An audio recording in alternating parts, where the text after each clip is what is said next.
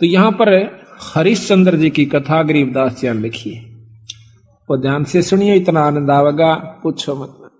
गरीब हरिचंद इसमें ये बताते हैं कि उनको कितना विश्वास था, अपने वचन पर डट गए, लड़का भी बेच दिया, रानी भी बेच दी, अपने आप को भी बेच दिया, लेकिन अपने उद्देश्य को नहीं छोड़ा। गरीब हरिचंद हरि हेतम अयोध्या नगरी रहते, सतयुग सिंध समाद बचन सब ही सत कहते। हरिश्चंद्र जी सतयुग के अंदर हुए हैं और वो अपने सत के वचन बोला करते, सत पर रहा करते थे, असत बात नहीं कहा करते, बड़े दानी थे। गरीब सुर नर मुनि जन देव सकल मन नाही भाया, सब मुनि करी फैलाद सुनो तुम्हें तेरे भवन राया। इतनी अच्छी कीर्ति राजा हरिश्चंद्र की होगी थी कि वो देवता लोग भी उससे यानी जीलियसी करने लागे, द्वेष रख कर लिया। तो वो विष्णु भगवान के पास जाकर कहते हैं कि महाराज एक हरिश्चंद्र नाम का मृतमंडल के राजा है, मृतमंडल में अयोध्या नगरी में राज करता है। तो वो कहते हैं सत नहीं छोड़ता, हम उसकी परीक्षा लेना चाहते हैं। गरीब सुर नर मुनि जन देव सकल ना भाया, सब मुनि करी फैलाद सुनो तुम त्रिभुवन राया। गरीब सत बाक है, सत ही कह है, ये सत ही पूजा ध्यान, सत ही सारा कर्म है, सत के चले विमान। गरीब सुर नर मुनि जन देव फैलाद लगाई भारी, सुनो विशंबर नाथ हरिचंद्र हैं अधिकारी। गरीब कहें विशंबर नाथ सुनो क्या कि जय देवा, वह हरिचंद्र सतलीन करत हैं सब की ही सेवा। गरीब हरिश्चंद्र का पति व्रत टर नहीं टारा, वह सतवादी संत रहे। गरीब हरिश्चंद्र का पति व्रत टर ना टारा भाई, वो सतवादी संत रहे हमारी शरणाई। राजा हरिश्चंद्र मेरी शरण के अंदर है भाई, वो सत नहीं छोड़ सकते। गरीब बोलत हैं ऋषि देव जात है हमारी पदई, सुनो सहस भुज नाथ करत हैं हम उनकी बदई। इंद्र जी कहते हैं कि मेरी पदवी जावेगी महाराज, अगर वो इस सत पर डटा रहा और देवताओं की पदवी उसको देनी पड़ेगी तो हम उसके साथ बदई करेंगे, हम उसके साथ तो है ना खेचातान करेंगे, उसके सत को तोड़ेंगे। गरीब गण गंधर्व सब देव सकल में ऊंचा को है, लीजे ताहे बोला हरे चंद टार जो देव है। विष्णु भगवान ने बोले भाई देख लो तारी मर्जी। उन्हें मालूम था कि जो मेरी शरण में आ गया और सत पर डटा रहा तो उसका कोई बाल नहीं बांका कर सकता, पर ये भी राजी हो लेंगे, ये प्रसन्न हो जाएंगे, देख लेते हैं। गरीब नारद मुनि ऋषि देव कहे सुन त्रिभुवन नाथा, हरिचंद्र सतना जावे तुमसे संग विधाता। नारद मुनि बुलाया, वो सियाणे थे, ने बोले भगवान उसके सतना कौन तोड़ दे, जब आप जैसे साथ हो, मेरे बस का नहीं ना आप जावा। तो विश्वामित्र को बुलाओ भाई। गरीब विश्वामित्र बूझ ढील लावे ना कोई, हरिचंद्र का सत डगा पकड़ लावत है सोई। गरीब विश्वामित्र अर्ज करे वो किसको दुखदाई, सुर नर मुनि जन देव सबन ने चुगली खाई। यह बीमारी ऊपरताई है, राग की, द्वेष की, निंदा की, जलने की। अब कौन सोचा कि स्वर्ग पाकर तो निश्चिंत हो गए वो देव लोग, वो यहां से भी ज्यादा बुरी हालत से उन लोगों की। अब मर पड़ के ये तीन लोग की साधना स्वर्ग प्राप्ति है। महाराज गरीबदास जी कहें स्वर्ग हमने भी देखा भाई, पर अपना मन नहीं लग गया। सो फिर कहते सुन मंडल को किया पिया ना, यू काल कर्म सब भाग्या। कहते हैं सब देवता ने इकट्ठे होकर विश्वामित्र आगे चुगली ला दी। विश्वामित्र ने वो बीड़ा उठा लिया कि मैं इसके सत को तोड़ जाऊंगा। गरीब लेकिन वो भी पूछा ऐसा कि भाई वो किसने दुख दे से, क्यों दुखी करो बेचारे ने। तो सबने चुगली निंदा कर करा के और वो श्रृंगार दिया। गरीब सबे कहें ऋषि देव हरिचंद जो डगाई, विश्वामित्र आण बीड़ा जो लिया उठाई। गरीब आबिया ताबिया त्रास दीजियो हमरे ताही। ये 3 प्रकार के दुख होते हैं प्रताड़ना करने के, जो कि गुप्त रूप से संत छोड़ देते हैं और वो परेशान हो जाता है। पकड़ ल्याऊं हरिचंद पलक ना ढील लगाई, गरीब जब दे दो त्रास कहे भगतन के ईसा। हरिचंद विश्वामित्र जब दिया किया मर्तलोक पियाना, दारे रूप बराहा बाग में ल्याधिम ताना। विश्वामित्र ने एक सुअर का रूप बनाया, जंगली सुअर का। राजा हरिचंद्र का एक बहुत कीमती बाग बहुत प्रेम से लगवा रखा था। उस सुअर ने वो सारी बगीची उखाड़ दी, नीचे हुड शरीर अपना मुंह देवे और उथल पुथल कर दे। को जावे नजदीक उस माली ने या उनको खाने भाजे, यानी तीर भी मार लिए, उसका कोई असर नहीं हुआ। तो सब उठकर राजा हरिचंद्र के पास आते हैं। तो हरिचंद्र बोल रहा भाई की बात होगी। कहने लगे महाराज जी एक ईसा का सूता हुआ रहा है सुअर है, और वो तो सारा बगीचा उजाड़ दिया और हमने तीर गोली मार के देख ली, उसका असर ना होता। कहते हैं राजा हरिचंद्र ने खुद घोड़ा पिड़वाया, उसके ऊपर अपना अग्नि बाण लेकर अगर के बाण लेकर के बैठ गया और सेना भी साथ चढ़ ली। एकदम राजा हरिचंद्र जब आवे से वो सुअर उसमें से निकल कर भाग लेता है। राजा हरिचंद्र इतना तेजी से भागता है, सेना तो बहुत पीछे रहेगी, वो आगे चले जाते हैं। वहां जाकर के विश्वामित्र एक ब्राह्मण का रूप बना ले से, और एक लड़की और एक लड़का दो अपनी सिद्धि से तैयार कर देता है। उस लड़की को राजा के पास ले आवे, हाथ जोड़ कर न्यू कैसे, हे राजन, हे एक क्षत्रिय, एक विपर का काम कीजिए। अक महाराज एक यहाँ पर शायर आया था, अकमन ना बेरा शायर सुर का, पर मेरा काम कर महाराज, किधर छुप गया होगा कित पाओगा तनव के काम से भी परवर के एक कन्या है ये, इसका ब्याह करना से कुछ कन्या दान करना चाहिए था, कोई व्यक्ति नहीं मिल रहा था, आप आगे धन्य है। राजा हरिश्चंद्र आप तो सतवादी हो, आप क्षत्रिय हो, ये गरीब कन्या एक ब्राह्मण की लड़की का ब्याह हो रहा है, इस पर कृपा करिए। तो बोले महाराज जी ठीक से स्नान कर ले, नहा धो लिया। कहते हैं कि इनका पति कहाँ है उसको बुलाओ। उसी समय वो लड़का बुला लिया, फेरे करवा दिए। कहने लगे इनको कन्या दान दे, 7 असरपी दे दी। क्योंकि कन्या नहीं कर मांडा, ऐसे नहीं करा। तो वो कहता है हरिश्चंद्र कि तू राजा होकर और 7 असरपी दिखावे, तेने शर्म नहीं आती, तुझे श्राप दे दूंगा। हरिश्चंद्र कहे महाराज नो ना कर, या मैं थोड़ा लेके आया था, जल्दी में था, आप चलो जितना चाहो सो ले लो। कदे वहां मुकर जा, अक नहीं मुकरूंगा, अक लिख कर दे दे। क्या लिखवाओ?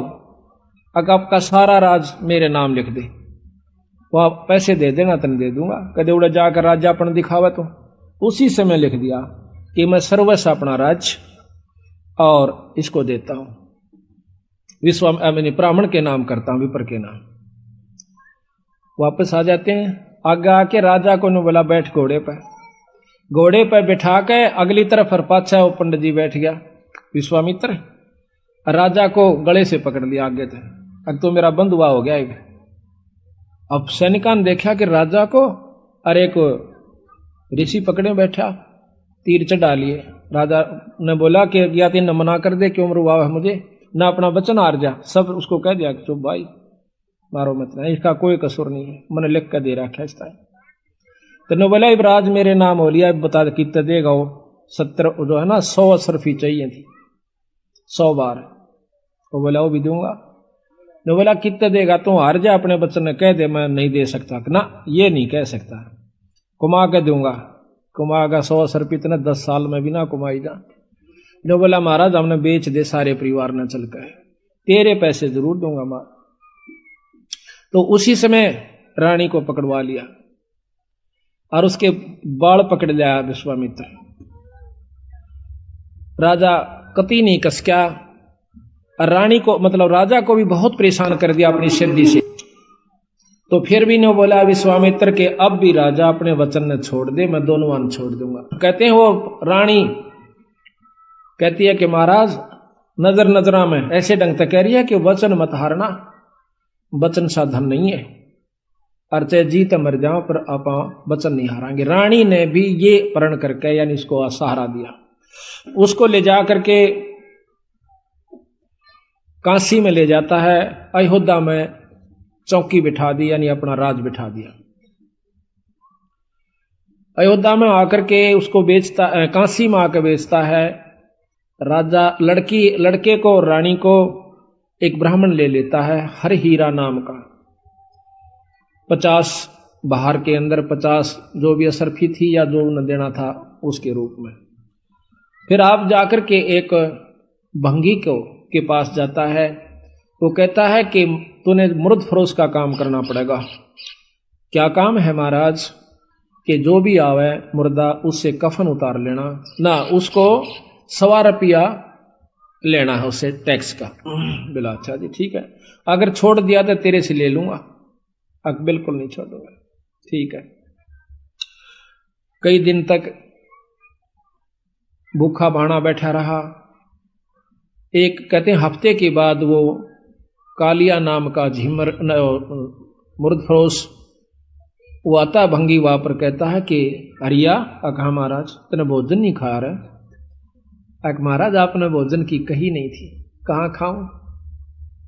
ओ तेरे की एक दुकान बता दी कि वहां से ले आ और अपना खा लिए, पैसे का हिसाब मैं आप कर दूंगा। तो वहां जाकर के वो क्या करता है, भोजन ले लिया एक व्यक्ति का।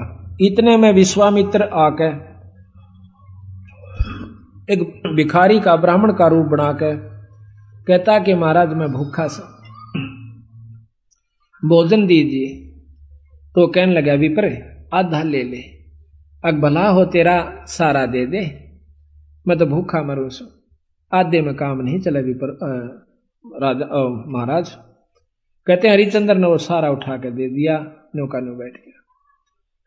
अगले दिन फिर जावस है 2 आदमियों का लिया, 3 का। कदे कोई मांगने वाला आ जाए उसको भी देना होता है। अगले दिन फिर आ गया, आके ने बोला महाराज भोजन दो, हम क्या खेती करें हैं आपका आसरा से। कहने लगा विप्र आज बहुत लैस हूं, आधा ले ले। नहीं महाराज सारा दीजिए। इब कबीर साहब कहते हैं वो नरता मुए जो पर घर मांगन जा, और उन ते पहला वह मरे जो जा मुख निकसे ना। ने बोला ले भाई ले जा। 15 दिन बीत गए, रोटी नहीं खाई, दुर्बल शरीर हो गया।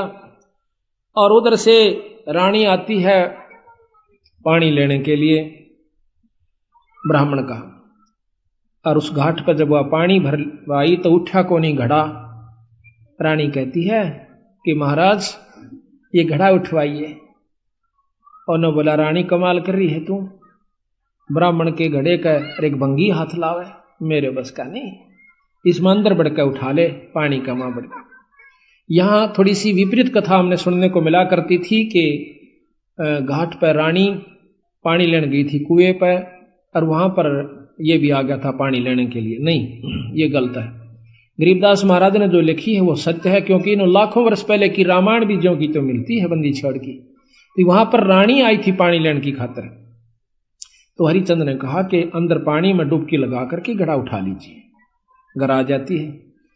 कुछ दिनों के बाद लड़का रोहतास उस पंडित जी की खातिर फूल लेने जाया करता था। वो रोजाना फूल ला करके पंडित जी को दिया करता था। वो अपने देव के ऊपर, अपने इष्ट के ऊपर पूजा किया करता था। एक दिन कहते हैं रोहतास फूल लेने के लिए जावा है, विश्वामित्र वहां पर एक सर्प का रूप धारण करके वो छोरे को डस लेता है। तो पड़ा पड़ा रोहतास ने कहा ऐसा कि माड़ी मेरी मां ने जिक्र ना करिए भाई, पंडित जी ने बता दे जाकर। वो भाग्या जावस है। अब पंडित जी चाड़ा हो गया, क्यों हो गया कि वो लड़का किसका था भाई, रोहतास नाम बतावस है, और वो तो सांप ने डस लिया और मर गया भाई। उसी समय भाग लेता है वो हरिहर पंडित जी हर हीरा लाल का, और इतनी सुन ली उस लड़की ने भी, यानी उसकी मां ने भी रोहतास की ने कि छोरे का तो सर्प लग गया। वह भी भागी आवस। बुरी तरह वो ब्राह्मण छोरे ने छाती लाकर रोया है कि बेटा कौन हुई रोतासिया।